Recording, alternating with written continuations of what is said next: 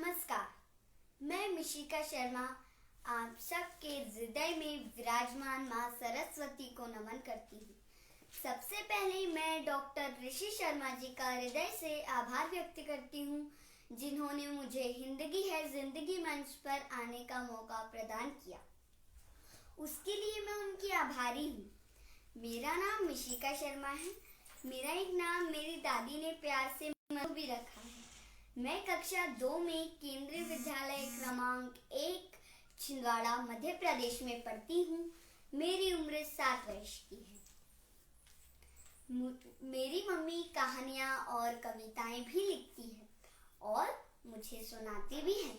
आज उनकी प्रेरणा और आप सबके आशीर्वाद की वजह से मैं आप सबके सामने फेसबुक लाइव कार्यक्रम में उपस्थित हुई हूँ। मैं अपनी प्रस्तुतियों से पहले गणेश जी का वंदन करना चाहती हूँ, तो लीजिए प्रस्तुत है।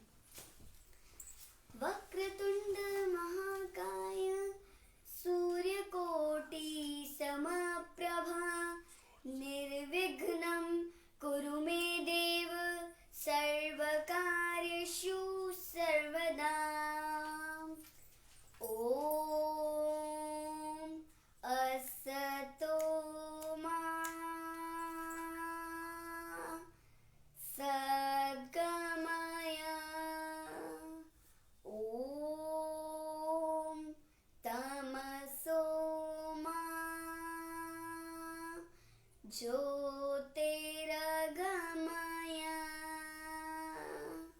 ओम मृत्योर्मा अमृतं गमय। धन्यवाद। आज मैं आप सबके सामने वरिष्ठ बाल साहित्यकार डॉक्टर परशुराम शुक्ल जी की कविताएं प्रस्तुत कर रही हूँ। मुझे उनकी कविताएं और कहानियां बहुत पसंद है। मेरी पहली प्रस्तुति है मेरी दादी सबसे अच्छी। ये कविता मैं अपनी स्वर्गीय दादी को समर्पित करती हूँ। तो लीजिए प्रस्तुत है। मेरी दादी सबसे अच्छी, मेरी दादी सबसे अच्छी। उनकी बात निराली है, उनकी बात निराली है। सीधी सच्ची बातें करती, सीधी सच्ची बातें करती, बिल्कुल भोली भाली है, बिल्कुल भोली भाली है। धन्यवाद। अगर आपको मेरी ये कविता पसंद आई तो कृपया कमेंट बॉक्स में कमेंट कर बताएं और अपना आशीर्वाद दें। मेरी दूसरी प्रस्तुति है पुस्तक महिमा। हम बच्चे मोबाइल की दुनिया में खो चुके हैं, किताबों की दुनिया से दूर हो चुके हैं। मोबाइल की दुनिया से दूर होने का उपाय बताऊं दोस्तों? पुस्तक। तो लीजिए प्रस्तुत है। करो पुस्तकों का सम्मान, इनमें भरा हुआ है ज्ञान। इनको पढ़कर बन सकते हो बच्चों तुम अच्छे इंसान। सबसे अच्छी मित्र पुस्तक, मन में रखना ध्यान। इनकी महिमा बड़ी निराली, ये करती सबका कल्याण। करो पुस्तकों का सम्मान, इनमें भरा हुआ है ज्ञान। इनको पढ़कर बन सकते हो बच्चों तुम अच्छे इंसान। सबसे अच्छी मित्र पुस्तक, मन में रखना ध्यान। इनकी महिमा बड़ी निराली, ये करती सबका कल्याण। धन्यवाद। अगर आपको मेरी ये कविता पसंद आई तो कृपया कमेंट बॉक्स में कमेंट कर बताएं और अपना आशीर्वाद। मेरी तीसरी कविता का शीर्षक है भारत की शान। हम भारत माँ के बच्चे हैं, भारत का मान बढ़ाएंगे। तन मन धन सब देकर भारत की शान बढ़ाएंगे। खेतों में हम काम करेंगे, हम उद्योगों में जाएंगे। विज्ञान कला तकनीकी के अभिनव आदर्श बढ़ाएंगे। आंधी तूफान बाढ़ भवंडर हम इन सबसे टकराएंगे। आए कितनी भी बाधाएं हम आगे बढ़ते जाएंगे। हम भारत माँ के चरणों में अपना सर्वस्व लुटाएंगे। सारे जग में सबसे ऊंचा हम भारत ध्वज फहराएंगे। जय हिंद, जय भारत, भारत माता की जय। धन्यवाद। अगर आपको मेरी ये कविता पसंद आई तो कृपया कमेंट बॉक्स में कमेंट कर बताएं और अपना आशीर्वाद दें। मेरी चौथी कविता का शीर्षक है मानवता की रक्षा करने विजय पर्व। तो लीजिए प्रस्तुत है। मानवता की रक्षा करने राम धरा पर आए, मर्यादा पुरुषोत्तम बनकर सारे जग में छाए। दैत्यराज लंकापति रावण इस काल में आया, कर विध्वंस धरा पर उसने हाहाकार मचाया। माना ऋषि मुनियों को भी अक्ल गई थी मारी, हर सीता को कर ली उसने मिटने की तैयारी। लौटा दो सीता माता को यह सबने समझाया, अंत बुरा है बुरे काम का सबने उसे बताया। शक्ति और सत्ता का स्वामी मानवता क्या जाने, मानवता की परम शक्ति को पापी क्या पहचाने। रावण के सर पर सवार था विकट काल का साया, युद्ध भूमि में आकर पापी राघव से टकराया। घोर युद्ध फिर शुरू हो गया राम और रावण में, लगा प्रलय होने वाली है अभी किसी भी क्षण में। दिव्य अस्त्र सब व्यर्थ कर दिए रावण बड़ा निराला, तब राघव ने अग्निबाण से उसका वध कर डाला। मानवता के सम्मुख कोई कभी नहीं टिक पाता, जो टकराता मानवता से निज अस्तित्व मिटाता। राम और रावण का जग में नहीं दूर का नाता, राम मारते जब रावण को विजय पर्व कहलाता। धन्यवाद, सबको प्रणाम, जय श्री। अगर आपको मेरी ये कविता पसंद आई तो कृपया कमेंट बॉक्स में कमेंट कर बताएं और अपना आशीर्वाद दें। मेरी 5वीं कविता का शीर्षक है रक्षाबंधन। ये कविता मेरे लिए सबसे प्रिय दिन है, क्योंकि उस दिन मैं अपने दोनों जुड़वा भाई आहन विहान को राखी बांधती हूँ। तो ये दिन हम सारी बहनों के लिए बहुत प्रिय दिन होता है। तो लीजिए प्रस्तुत है। आज बहन ने बड़े प्रेम से रंग बिरंगा चौक बनाया, इसके बाद चौक के ऊपर अपने भैया को बैठाया। रंग बिरंगी राखी बांधी, फिर सुंदर सा तिलक लगाया। गोल गोल रसगुल्ला खाकर भैया मन ही मन मुस्काया। थाल सजाकर दीप जलाकर भैया की आरती उतारी। मन ही मन में कहती बहना, भैया रखना लाज हमारी। करना सदा बहन की रक्षा, भैया तुमको यह समझाता है। कच्चे धागों का यह बंधन रक्षा बंधन कहलाता है। धन्यवाद। अगर आपको मेरी ये कविता पसंद आई तो कृपया कमेंट कर बताएं और अपना आशीर्वाद दें। मैं अब अपनी 6ठी कविता का शीर्षक है पेड़ लगाया। दादाजी ने पेड़ लगाया, दादाजी ने पेड़ लगाया। पापा देते पानी, पापा देते पानी। मीठे मीठे फल खाती है उनकी बिटिया रानी। मीठे मीठे फल खाती है उनकी बिटिया रानी। धन्यवाद। अगर आपको मेरी ये कविता पसंद आई तो कृपया कमेंट बॉक्स में कमेंट कर बताएं और अपना आशीर्वाद दें। आपको मजा तो आ रहा है ना? तो अब मेरी 7वीं कविता का शीर्षक है मैच। दादाजी ने कैप लगाकर खेला ऐसा मैच। दादाजी ने कैप लगाकर खेला ऐसा मैच। छक्का हो गए फिर वो कैच। पहली बार लगाया छक्का हो गए फिर वो कैच। धन्यवाद। अगर आपको मेरी ये कविता पसंद आई तो कृपया कमेंट बॉक्स में कमेंट कर बताएं और अपना आशीर्वाद दें। आपको मजा तो आ रहा है ना? जो लोग मुझे कमेंट करके आशीर्वाद दे रहे हैं उनको धन्यवाद। अब मेरी कहानी की प्रस्तुति। अब मैं अपनी स्वरचित कविता जो मैंने खुद लिखी है उसका शीर्षक है एक मनु वो गोरी गोरी प्यारी सी सुंदर प्यारी प्यारी। एक दिन की बात है मनु ने टॉफी खाई। मनु की टॉफी गिर गई भाई।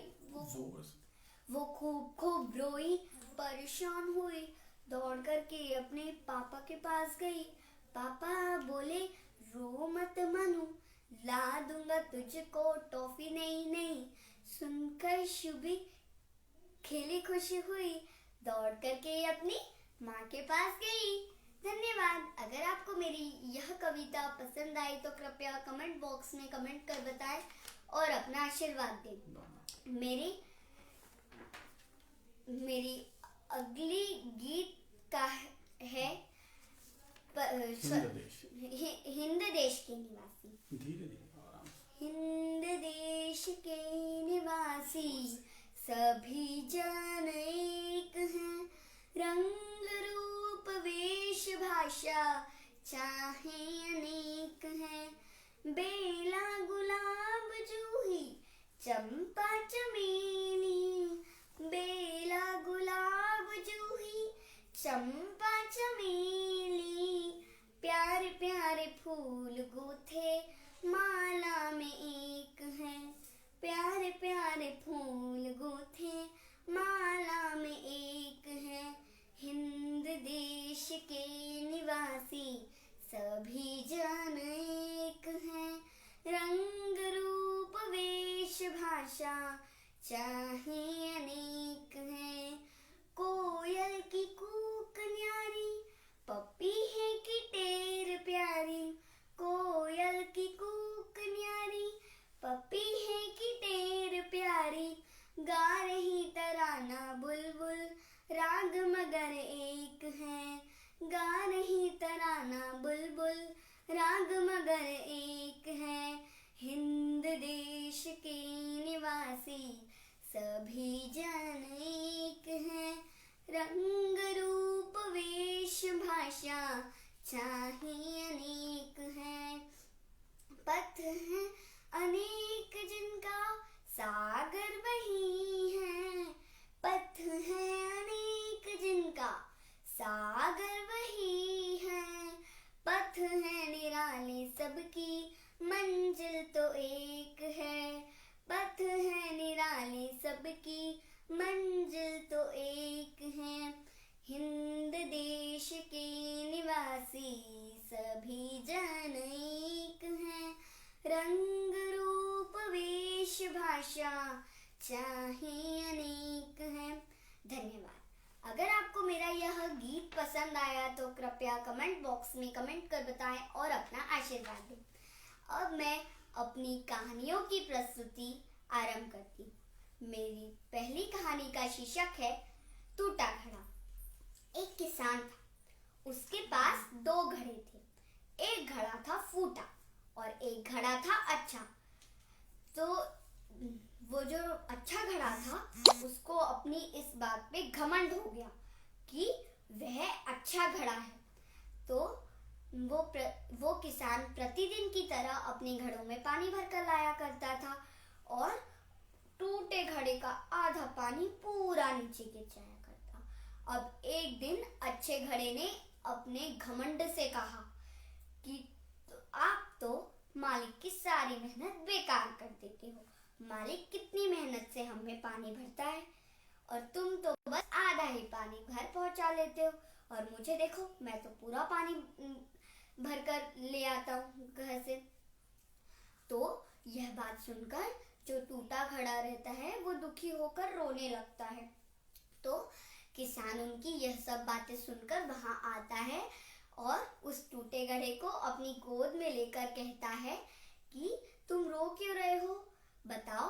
तो वो टूटा घड़ा बोलता है, मालिक अब मैं आपके किसी काम का नहीं हूँ, आप मुझे फेंक दीजिए और अपना एक नया घड़ा ले लीजिए। तो यह बात सुनकर उसका मालिक मुस्कुराते हुए कहता है कि अरे तुम यह कैसे कह सकते हो कि तुम मेरे काम के नहीं हो, तुम तो मेरे बहुत के काम के हो। मैंने अपने खेत के किनारे कुछ फूल के पौधे लगाए थे, मैं उसमें प्रतिदिन पानी नहीं दे पाता, और जब मैं तुम्हें नदी से पानी भरकर लाता हूँ, जब घर आते आते तुम्हारा आधा पानी उन फूलों में चला जाता है, जिससे कि वो फूल अगले दिन खिले मिलते हैं और मैं उन्हें बेचकर धन कमाता हूँ और उन धन से अपने खेत के लिए कुछ बीज ले लेता हूँ और उन बीजों से मेरे खेत में अच्छी फसल आती है। तो अब बताओ तुम मेरे काम के कैसे नहीं हुए। तो यह बात सुनकर वो घड़ा खुश हो जाता है। तो हमको इससे यह सीख मिलती है कि कोई अगर हमें अपनी कमी बताए तो उसे पूरा कर भी लेना चाहिए और हमें खुद को कम नहीं समझना चाहिए। धन्यवाद। अगर आपको मेरी यह कहानी पसंद आई तो कृपया कमेंट बॉक्स में कमेंट कर बताएं। अब मेरी दूसरी कहानी का शीर्षक है लोमड़ी और कौवा। एक कौवा था, उसको एक दिन बहुत जोरों की भूख लग गई। अब वो अपने घर जा ही रहा था भूखा प्यासा। तो अब क्या हुआ कि उसको एक ग्राउंड मिला अपने रास्ते में। तो वहां से एक बच्चे के हाथ में एक ब्रेड का टुकड़ा था। तो वह बातें करने में व्यस्त था। अब कौवे ने मौका देख के उसके हाथ से रोटी का टुकड़ा अपनी चोंच में दबाया और लेकर भाग गया। फिर वह पेड़ पर बैठा और उसे खाने ही लगा था जब वहां एक लोमड़ी आ गई। वो लोमड़ी बहुत चालाक थी। अब उसको बहुत भूख लग रही थी। तो उस लोमड़ी ने कहा कौवे से, कौवे भैया, तुम तो बहुत अच्छा गाना गाते हो, जरा अपनी गाना तो गा के सुनाना। तो वो कौवा सोचता है कि मैं जब काँव गाना गाता हूँ तो लोग मुझे भगाते हैं, और अब ये लोमड़ी बोल रही है कि मैं बहुत अच्छा गाना गाता हूँ। तो वो अपनी झूठी प्रशंसा सुनकर इतना खुश होता है कि उसको कुछ समझ ही नहीं आता, और वो गाना काव काव अपनी बेसुरी आवाज में गाने लगता है। अब जो उसके मुंह में ब्रेड का टुकड़ा था वो तो गिर गया नीचे। अब लोमड़ी झपट कर उसके मुंह में वो दबाकर जाने लगी और उससे कहा कि अब बाद में आऊंगी तुम्हारा गाना सुनने। इससे हमें यह सीख मिलती है कि हमें कुछ करने से पहले सोच लेना चाहिए और किसी की बातों में नहीं आना चाहिए और अपनी झूठी प्रशंसा सुनकर खुश नहीं होना चाहिए। धन्यवाद। अगर आपको मेरी यह कहानी पसंद आई तो कृपया कमेंट बॉक्स में कमेंट कर बताएं और अपना आशीर्वाद दें। मेरी चौथी कहानी का शीर्षक है 7 पूंछ का चूहा। एक चूहा था, उसके पास 7 पूंछें थी। अब सब लोग उसे चिढ़ाया करते, 7 पूंछ का चूहा, 7 पूंछ का चूहा, 7 पूंछ का चूहा। तो सब लोग उसे यही चिढ़ाते। अब चूहा एक दिन बहुत परेशान हो गया, और वो चूहा अब बहुत परेशान हो गया। अब नाई भैया के पास चला गया और नाई भैया से बोला, नाई भैया मेरी एक पूंछ काट दो। तो नाई भैया बोलते हैं, अरे चूहे, तुम्हारी तो इतनी अच्छी 7 पूंछे, ऐसी पूंछे तो किसी के पास नहीं है। तो वो चूहा गुस्से से जवाब देता है, मेरी पूंछ, मेरी मर्जी, तुम तो काट दो। तो नाई भैया बोलता है, ठीक है, मैं काट देता हूँ, मेरा क्या। तो वो उसकी एक पूंछ काट देता है। अगले दिन वही होता है, सब लोग उसे चढ़ाने लगते हैं, 6 पूंछ का चूहा, 6 पूंछ का चूहा। अब चूहा तो और परेशान हो जाता है। वो फिर नाई भैया के पास जाता है और उनसे कहता है, नाई भैया मेरी एक और पूंछ काट दो। तो अब नाई भैया उसकी एक और पूंछ काट देते हैं। तो अब उसके पास बची सिर्फ 5 पूंछें। तो अगले दिन वही होता है, सब लोग उससे चिढ़ाने लगते हैं, 5 पूंछ का चूहा, 5 पूंछ का चूहा। अब चूहा फिर से नाई भैया के पास जाता है और बोलता है, नाई भैया मेरी एक और पूंछ काट दो। तो नाई भैया उसकी एक और पूंछ काट देता है। अब उसके पास बची सिर्फ 4 पूंछें। तो वो सोचता है, अब ठीक है, अब कोई नहीं चढ़ाएगा। फिर वो अपनी खुशी खुशी घर चला जाता है। फिर अगले दिन वही होता है, सब लोग उसे चढ़ाने लगते हैं, 4 पूंछ का चूहा, 4 पूंछ का चूहा। अब चूहा फिर से जाता है नाई भैया के पास, कहता है, नाई भैया मेरी एक और पूंछ काट दो। तो नाई भैया उसकी अब एक और पूंछ काट देते हैं। अब उसके पास बची सिर्फ 3 पूंछें। तो अब वो घर चला जाता है। अगले दिन वही होता है, सब उसे चढ़ाने लगते हैं, 3 पूंछ का चूहा, 3 पूंछ का चूहा। अब चूहा तो और भी परेशान हो जाता है। अब वो फिर से जाता है नाई भैया के पास और कहता है, नाई भैया मेरी एक और पूंछ काट दो। तो अब चूहे के पास बची सिर्फ 2 पूंछें। अब वो अपने खुशी खुशी घर चला जाता है और अगले दिन वही होता है, सब लोग उसे चिढ़ाने लगते हैं, 2 पूंछ का चूहा, 2 पूंछ का चूहा। अब चूहा फिर जाता है नाई भैया के पास और कहता है, नाई भैया मेरी एक और पूंछ काट दो।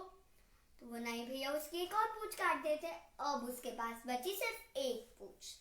अब सब लोग उसे अगले दिन चढ़ाने लगते हैं, 1 पूंछ का चूहा, 1 पूंछ का चूहा। अब वो चूहा नाई भैया के पास जाता है और उनसे कहता है, नाई भैया मेरी एक और पूंछ काट दो। अब नाई भैया उसकी आखिरी पूंछ भी काट दी। फिर उसे सब लोग अगले दिन चढ़ाने लगते हैं, बिना पूंछ का चूहा, बिना पूंछ का चूहा। इससे हमको यह सीख मिलती है कि कोई हमें चिढ़ाए तो हमें चिढ़ना नहीं चाहिए, उसकी बात को अनसुना कर देना चाहिए। धन्यवाद। अगर आपको मेरी यह कविता, यह कहानी समझ आई और पसंद आई तो कृपया कमेंट बॉक्स में कमेंट कर बताएं और अपना आशीर्वाद दें। आपको मजा तो आ रहा है ना? अब मेरी दूसरी कविता का कहानी का शीर्षक है सोने का अंडा। एक किसान था, उसका नाम था श्याम। वो प्रतिदिन अपने खेत में काम करने जाता और वह अपनी एक पत्नी के साथ रहा करता। तो एक दिन जब वो प्रतिदिन की तरह अपने खेत में काम करने जा रहा था, जब उसे एक मुर्गी मिली। अब उसने सोचा कि इस मुर्गी को तो कोई लेगा नहीं, बेचारी मर जाएगी भूखी प्यासी। तो वो उसे उठा के अपने घर ले जाता है और वो किसान पूरा दिन उसकी देखभाल करते हैं। और जब वो सो के उठते हैं तो देखता है कि उस मुर्गी ने सोने का अंडा दिया है। तो अब धीरे धीरे उस किसान के घर में किसी भी चीज की कमी नहीं रहती। उस वजह से उसको मन में लालच आ जाता है कि ये मुर्गी तो रोज एक ही अंडा देती है, क्यों ना मैं इसे मारकर एक साथ ही सारे अंडे ले लूं और उससे तो मैं कितना अमीर हो सकता हूँ। तो वो यह प्रस्ताव अपनी पत्नी को बताता है। तो उसकी पत्नी के मन में भी लालच आ जाता है। तो उसकी पत्नी बोलती है, फिर करना क्या है, अब इसे मार देते हैं। तो वो किसान उस मुर्गी को मार डालता है। तो वो देखता है और उसको अफसोस होता है कि ये क्या, मैंने लालच में आके क्या कर दिया, उस मुर्गी को मार डाला, उसमें से एक भी अंडा नहीं मिला। तो दोस्तों, हमें इससे यह सीख मिलती है कि हमें लालच नहीं करना चाहिए, लालच बुरी बला होती है। उस किसान को प्रतिदिन एक ही अंडा मिलता था, अब वो उससे भी हाथ धो बैठा। धन्यवाद। आपको मजा तो आ रहा है ना? अब मेरी आखिरी कविता का शीर्षक है त्यागी पेड़।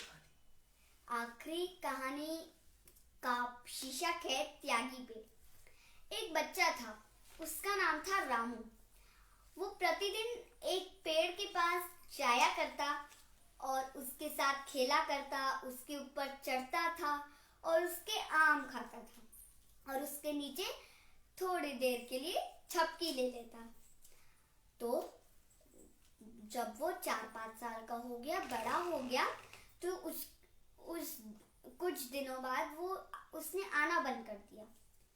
फिर एक दिन वो आया पेड़ के पास, तो उस पेड़ ने उससे कहा, रामू बेटा आओ, मेरे साथ खेलो और मेरे मीठे मीठे आम खाओ और मेरे नीचे सो जाओ कुछ समय के लिए।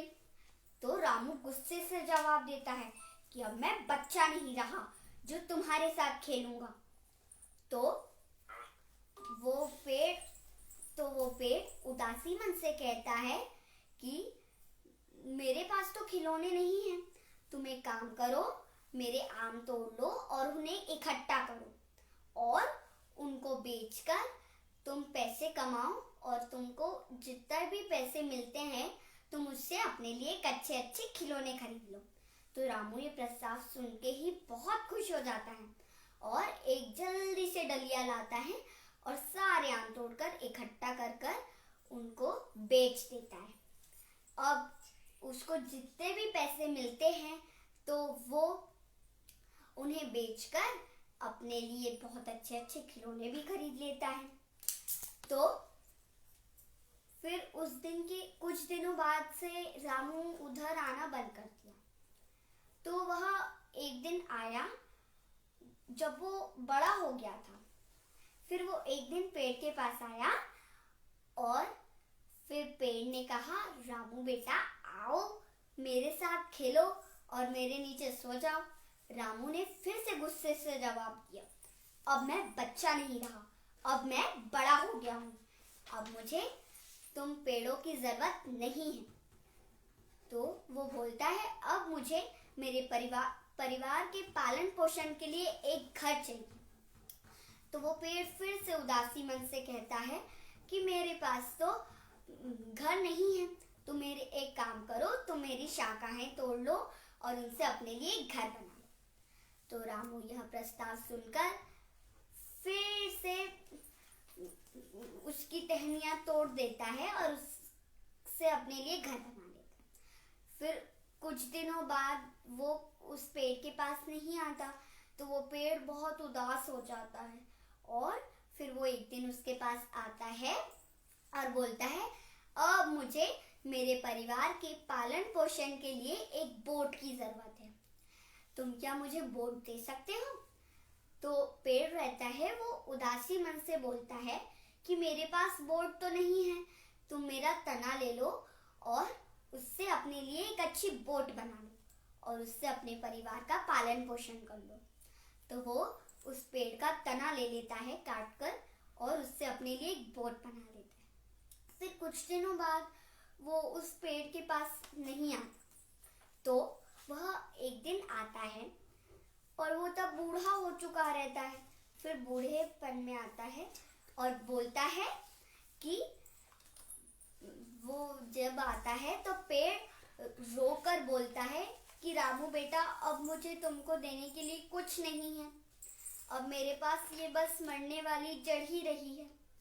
तो वह रामू बोलता है कि अब मुझे आराम की जरूरत है। तो वह पेड़ बोलता है कि मैं तो अब कर चुका हूँ, तो तुम मेरे ऊपर बैठ जाओ और आराम कर लो। तो वो रामू उस पेड़ के ऊपर बैठ जाता है।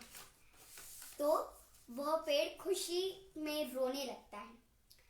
तो इससे हमें यह सीख मिलती है कि पेड़ हमारे माता पिता के जैसे होते हैं, वो हमें देते हैं पर लेते नहीं। हमें अधिक से अधिक पेड़ लगाने चाहिए, लेकिन पेड़ काटना नहीं चाहिए। धन्यवाद। अगर आपको मेरी यह कहानी अच्छी लगी तो कृपया कमेंट बॉक्स में कमेंट कर बताएं और अपना आशीर्वाद दें। अगर मुझसे कोई गलती हो गई हो तो मुझे माफ़ कर दीजिए और ऋषि सर को मैं उनको फिर से आभार व्यक्त करती हूँ जिन्होंने मुझे हिंदी मंच पर आने का मौका प्रदान किया। तो जय हिंद, जय भारत, जय हिंद, जय हिंदी। धन्यवाद।